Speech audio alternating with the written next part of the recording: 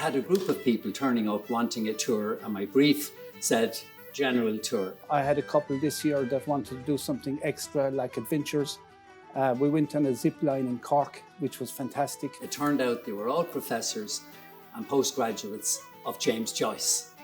And then in Connemara, we went on a coastal jump. They went jumping into the ocean, and they found that fantastic. I had to tell them at the beginning that I have not totally read Ulysses.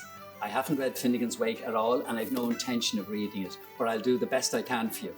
The lady, her husband told me was the Caribbean Queen, and he thanked me. He said she would never go to the Caribbean again, and he was grateful for that. They wanted to see all the sites associated with James Joyce and his various works, and it turned out perfectly. Probably the most memorable one was a chap here celebrating his 40th birthday just on his own. He was just here on himself, so, and he was really into malt whiskies.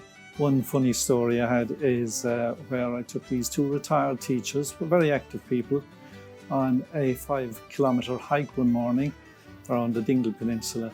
We managed to get him in touch with the Malt Whisky Society, and they actually set on some stuff for his 40th birthday. And 2 days later they confessed that they had been out on the night before, had a few glasses of wine too many.